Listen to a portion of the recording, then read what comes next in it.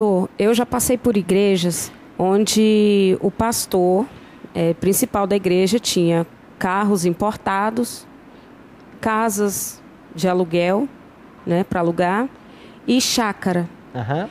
Eu queria saber, na igreja adventista, que é a qual você está citando, vocês têm algum planejamento sobre os bens do pastor? Ok. A igreja não administra os bens do pastor. A igreja o assalaria e, a depender da sabedoria de cada pastor na administração desse dinheiro, ele pode conseguir mais conforto ou menos conforto, sabendo que todos os pastores têm o mesmo salário. Alguns podem ter herança de familiares ou nascer num berço mais privilegiado, mas o salário deles é o mesmo. Então a igreja ela cuida sim se o salário do pastor está sendo honradamente pago, se está sendo pago em dia. Agora, tudo que o pastor pode ter e adquirir tem que ser desse dinheiro. Ele não tem outra fonte de renda. Agora, se um pastor que nasceu no berço simples, como eu, que tem o meu salário mensal, daqui a pouco apareço com uma mansão de 1 milhão, a igreja tem que dizer assim, escuta, de onde veio isso? Eu tenho que provar de onde veio o recurso. Da igreja não é, porque os pastores não têm acesso a esse dízimo. Ele vai para um escritório, numa associação, que paga o salário do pastor. É isso que acontece.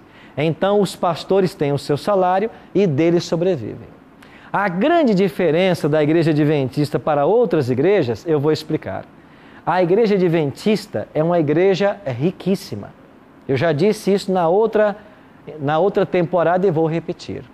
A igreja adventista tem uma rede de hospitais no mundo inteiro, uma rede de escolas, universidades, uma rede de comunicação, rádio, TV, internet, empresas alimentícias como a Superbom e a Granix na Argentina. A igreja adventista é riquíssima. A igreja adventista tem patrimônios, como o próprio spa onde nós estamos, que é da igreja. Aí vem a pergunta, a igreja é riquíssima, e quem é dono disso tudo? Amigos, é Deus. Deus é o dono do patrimônio da igreja adventista. E sabe qual é a maior prova disso? Esse spa tem um diretor. O diretor não consegue vender esse spa se ele quiser. Eu cuidei de igrejas no meu ministério 8 anos. Eu administrei prédios enormes e caros. Eu não posso vender um prédio de uma igreja. Eu não posso vender um lote de uma igreja. Eu não posso vender nada. Vocês entendem? A igreja é riquíssima, mas ela não é dos pastores. E de quem é tudo isso? Isso é de Deus, amigos. Isso é de Deus. Nós estamos aqui no Cevisa, a poucos quilômetros de uma universidade nossa aqui em São Paulo, o Campus 3, o UNASP. É uma universidade tremenda, com milhares de alunos, ultrapassa a casa de 5.000 alunos. De quem é essa instituição? O nosso atual diretor, ele não consegue vender um lote dentro da escola se ele quiser, porque ele não é o dono. Esse é o detalhe. Quando o adventista devolve o dízimo, ele devolve para a igreja. Ele não devolve para o pastor. A igreja tem fundos que deve aplicar na pregação do evangelho e não no enriquecimento dos seus pastores. O pastor tem que viver como um trabalhador digno no salário que a igreja paga para ele. E é assim que ele tem que viver. Vocês entendem a grande diferença? Na maioria das igrejas por aí, você devolve o seu dízimo e ele vai parar no bolso do pastor. O pastor faz o que quiser com o dinheiro. E muitos deles, vocês sabem, estão se enriquecendo, porque o dinheiro é dele, porque ele é o dono da igreja.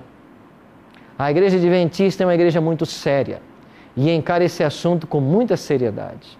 É tão séria que quando a igreja adventista quer fazer auditoria interna, ela contrata empresas não adventistas para virem dentro das instituições, das suas administrações, para fazerem auditoria interna. E enquanto trabalhava no Rio de Janeiro, em uma sede administrativa da nossa igreja, por 5 anos eu lá trabalhei, eu testemunhei essas auditorias que eram feitas. E eu ouvi de um fiscal da Receita Federal uma vez, depois que ele passou 3 meses no escritório da igreja, investigando todos os documentos, ele disse assim para nós: Vocês adventistas pagam mais impostos do que deveriam. Se vocês quisessem, como um grupo religioso, poderiam se isentar desse, daquele ou daquela tributação. A resposta da igreja para ele foi não. Nós queremos pagar com segurança. E se tivermos que pagar a mais, nós iremos pagar para não defraudar ninguém, para não ser desonesto com ninguém. A igreja adventista administra com seriedade o dízimo que os seus membros devolvem. E você nunca vai ver um dinheiro que você dá como dízimo parando no bolso de um pastor, porque o pastor ele é assalariado para a função que ele desempenha. O dízimo é usado para a pregação do Evangelho. Na Rede Novo Tempo de Comunicação, eu administro também um departamento chamado Escola Bíblica. Para vocês terem uma ideia, são milhares de reais todos os meses que nós usamos do dízimo para a produção de materiais. Essas revistas que a Novo Tempo oferece gratuitamente para você, essas revistas, o canal que vai ao ar, o sinal, todos os serviços que nós dispomos, até a despesa do correio que a gente gasta para mandar para a casa das pessoas, a igreja paga tudo. E nós estamos pagando por mês mais de 12 mil reais só no meu departamento de correio para mandar o material para que as pessoas conheçam a mensagem. Da onde sai esse dinheiro? Sai do dízimo, que alimenta a pregação do Evangelho. Então, o dízimo tem que ser usado para duas coisas, melhor, para uma coisa apenas, para a pregação do Evangelho, o que inclui a manutenção do ministério, que deve se dedicar exclusivamente à pregação do Evangelho, não a outra atividade. Amigos, eu queria terminar o estudo de hoje dizendo outra coisa. Esse texto nós já lemos, o Ivan mencionou para nós sobre roubar o homem a Deus. Que promessas faz o Senhor àqueles que são fiéis? Deus nos chama à fidelidade. E sabe qual é a promessa? Provérbios 3, 9 e 10 diz assim: honra o Senhor com os teus bens e com as primícias de toda a tua renda.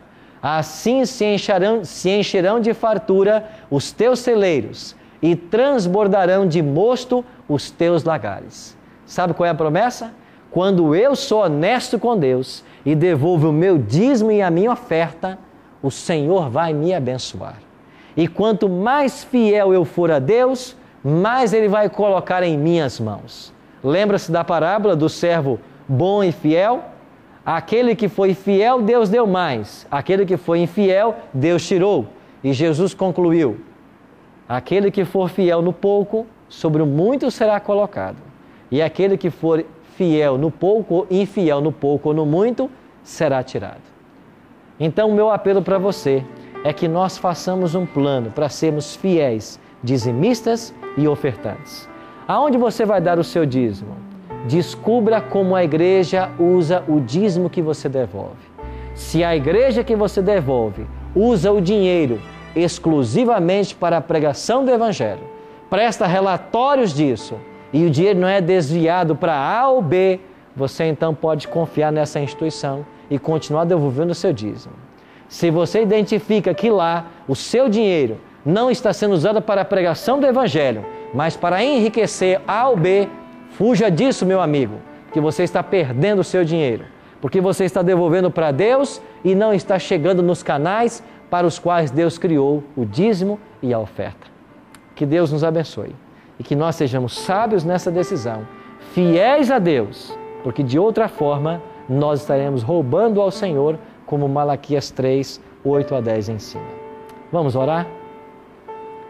Pai Santo, obrigado porque nessa tarde aprendemos um pouco mais sobre os dízimos e as ofertas. Ajuda-nos, Pai, a sermos fiéis ao Senhor.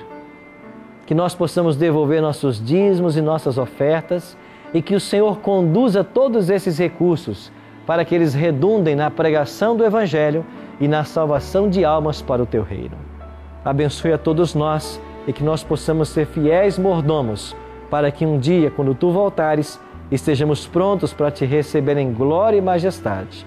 É a nossa oração, em nome de Cristo. Amém. Obrigado pela sua companhia no Bíblia Fácil dessa semana. Na semana que vem estaremos juntos para mais um